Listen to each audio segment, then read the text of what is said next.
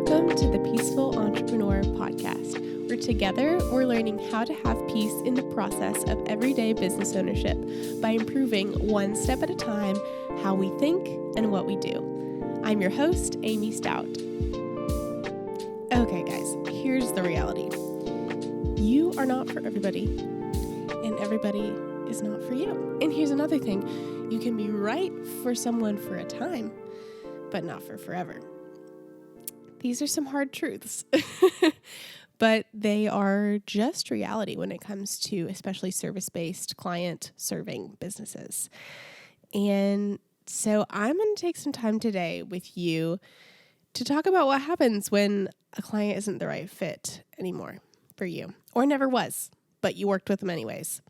So I want to be the first to say here, the fact that you're not for everybody, or that you might not be right after a certain amount of time, that's okay. Like I said, that is life. That is part of business. And we have to learn how to not take it personally. I'm going to get to that later. So I want you to hear this. This is my main thing. It is okay to gracefully end a working relationship when it's not right anymore, either for you or for them. It is totally okay. That is just life.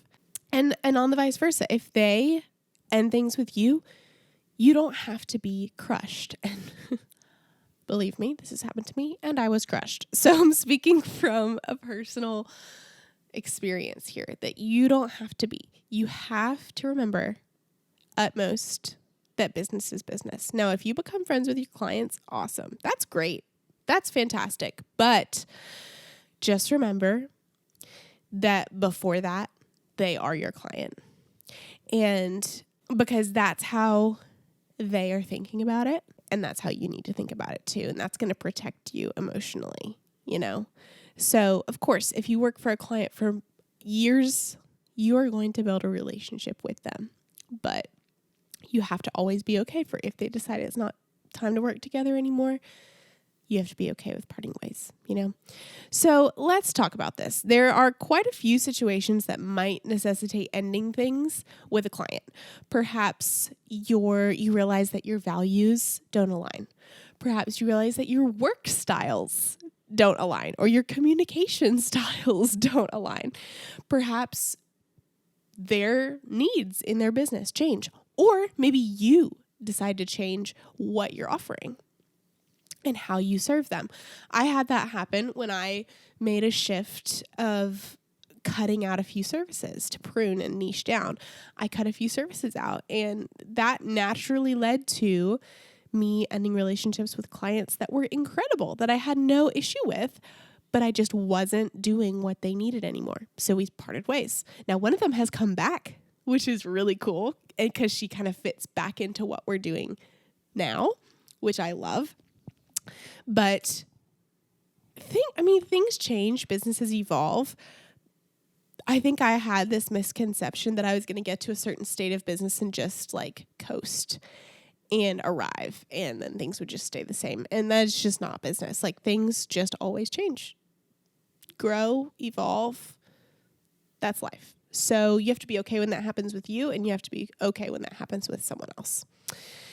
So sometimes with these things, discerning if your values or your work styles or your communication, aligns or not, sometimes you can learn that pretty quickly. Ideally, you can learn that before you even sign on with the client, but sometimes it takes a little while to figure that out. And so I want to talk about both sides of the situation. I first want to talk about how to take it well if a client breaks up with you, because that's harder than having to break up with. Well, I don't know what's harder. Kind of depends on if you hate confrontation or not. But it hurts when someone says they don't want to work with you anymore, right? It's hard not to take that personally. And so how do we take it? How do we take it gracefully? I think here's 4 things that I think you can do, and then I'm going to share a couple other things. But 4 things I think you can ask them, hey, is there any changes that we could make to be able to continue services to kind of fit your new needs? It's okay to ask that once, but you don't want to come across as desperate. So I wouldn't beg or grovel, right? So ask it. If the answer is no, take it. Thank them for the opportunity to work together. Mention like, hey, if anything ever comes back in the future and you'd like to work together again, I would love that. If there's anybody that comes your way that might benefit from our services, I would love for you to contact or have them contact us. So like, leave the door open, be kind, be gracious, but don't press it. Don't seem desperate, because you're going to then stoop to being below them because you're just begging for their business, right? You need to keep on an even field with them of like, okay, I respect that you don't need this anymore. We can go our separate ways. It's more important to leave the relationship on a good note so that you could potentially get more business in the future, either from them or via them, right? If you grovel, if you stoop, you're kind of closing the door for yourself. That aside, what about when it's time for you to break up with someone? You just know it. You feel it in your gut. You just know. I have learned, like I said before, my gut is always right when it comes to if I need to stay with a client or not. Like, I have a pretty strong gut. Some people don't as much, but I do.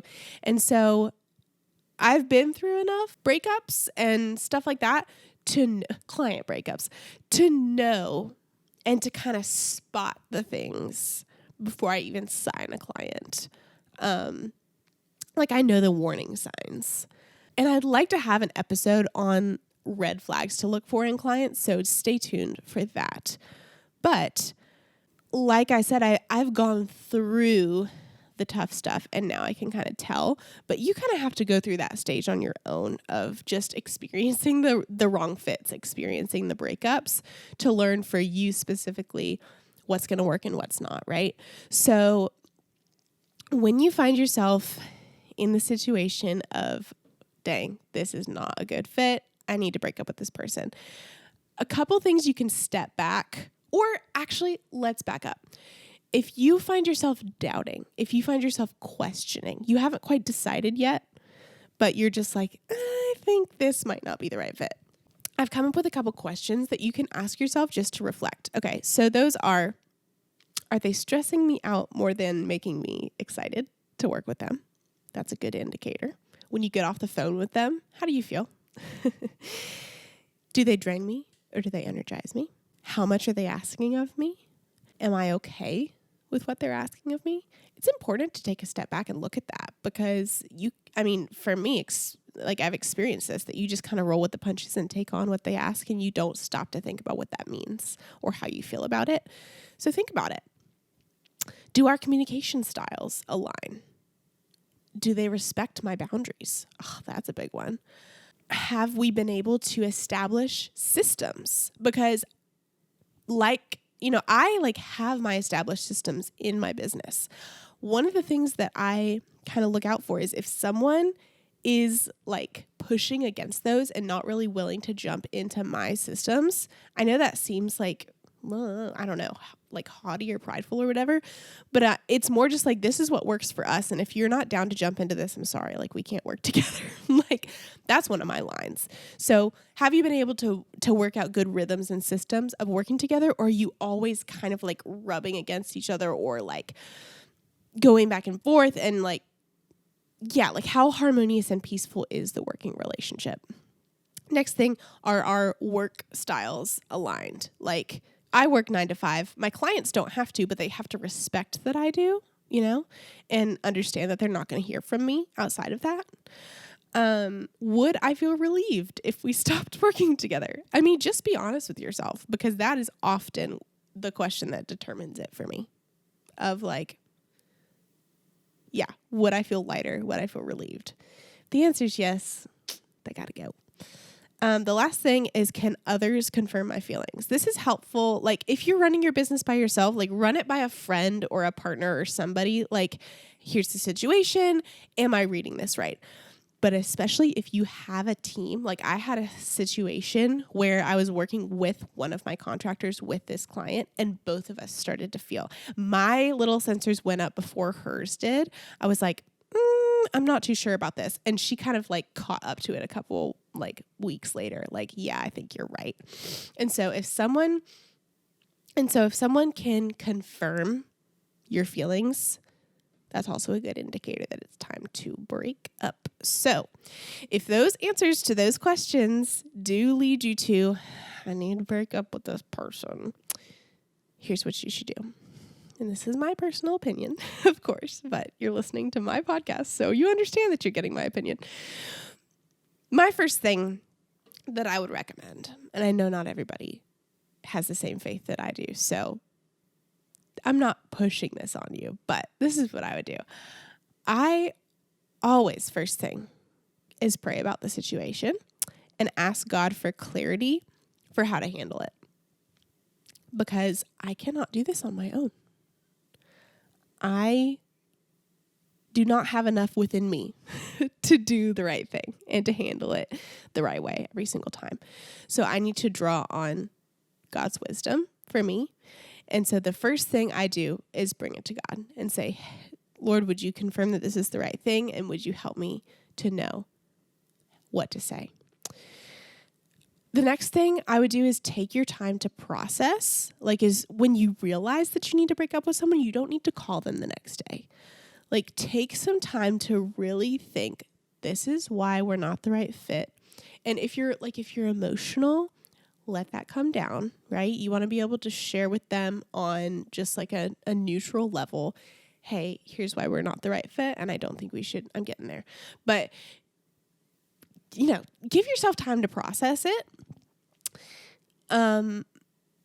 Share your thoughts even with your trusted circle that I mentioned before and get their feedback on what to say, because you can get someone else's, how they would perceive it. They can give you feedback.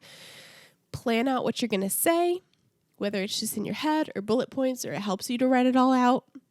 Plan it out. And then I really, really just highly recommend have the conversation on the phone or on a video call. If you email them, that's not going to do anything to help preserve your relationship after the breakup. So if they can hear your voice, if they can hear your tone, that's always going to be better. And if they can have a conversation with you, always going to be better. So as you're having the conversation, here's what I would recommend to kind of how to think and how to shape what you say. So I've kind of been hinting at, do everything you can to preserve the relationship. You do not want to burn a bridge, right? It is just reality. It is just business that you guys are not the right fit. And that is kind of the tone that you need to take. So I usually focus on, hey, this is why I don't think that we're the right fit to work together at this time. I give a couple examples of instances where we don't align. Again, this is not biased or heated or judgy, right? This is just stating the facts. And then I say, because of that, I think we should take a step back from working together for the time being. There's no reason that in the future, if things change, they couldn't come back. That's kind of what you want, is leave the door, be firm, right? Be firm that this current situation, how this is going right now, ain't working. But leave the door open, right? Unless you don't want to, then don't. But still be graceful with it, right? And the last thing to do is trust God with the outcome. You've done all you can do at that point, right? No use worrying about it. Just trust that God led you to that place, right? He led you to break up with them. He helps you with what to say. He's in control of how the outcome is, right? So when I had this kind of conversation most recently, I was met with grace and understanding. And so that's what kind of made me feel confident in writing this episode, because I feel like I've had it go well. And that, of course, is the ideal response, right? When you are approaching them, be gracious, be compassionate, be kind in how you deliver what you're saying. And hopefully they will return that favor. Now, there's a chance they don't. And just, if they don't, be gracious, be kind, be compassionate. And again, you can control you cannot control them or their response. So, like I said before, if you feel like you want to, leave the door open to potentially work together again if things change, or even leave the door open so that they still feel positive towards you and could still recommend people to you, you know? And I would recommend too, like if things do end on good terms, keep in touch afterwards. Send them a Christmas card. Send them, respond to their Instagram posts. Check in via email every 3 months or so. You know, you don't, again, like I said, like don't close the door. Leave the opportunity open. Make sure that they know you're still there, that you still like them. Like this isn't a personal thing. You're an awesome person. I respect. That's another thing that I said during the conversation that I didn't write down. But like I made sure to tell the client like, hey, I think what you're doing is awesome. You are going places. I respect you so greatly. And I just don't think that we're the right fit at this time. For where your business is and where my business is, I don't think that they are like working together well right now. That's kind of how I approached it. So, like I said, it won't always go perfectly every time, but just remember to trust God for the discernment of what you should do and stand strong in it. Like if they don't respond well, you might doubt like, oh, should I just like stay with it and just like suck it up? No, like stand with what you know is right to do for you. You are responsible for you, and that's it. You're not responsible for them or how they respond. So what you're most responsible for is creating an environment in your business that is cultivating yours, your team's, and your clients' ability to thrive. And so if there's ever anything that comes in that is hindering that, you have full rights to kindly, graciously cut it out. So that's my advice to you today. That is my advice for what to do when a client isn't the right fit anymore. So I would love to hear what you think. If this is helpful, it would be so awesome if you could leave a review on Apple Podcasts. Like I mentioned earlier this season, I want to get to 50 reviews by 50 episodes. So I think it's totally doable. We've got over 20 episodes to go until that point. So would love it if you'd leave a review, and would love it if you would check us out on YouTube if you're not watching, and also on Instagram, where I would, either of those places in the comment section, I would love to hear what you thought about this. If you have any thoughts to add to the conversation, I would love to hear them. So I hope you guys have a wonderful week, and I will see you next Wednesday. Thank you so much for joining us for today's episode. Don't forget to connect with us on YouTube, Instagram, and Facebook, and we would love it if you would leave a review wherever you're listening. We'll see you next week for more tips for how to become a peaceful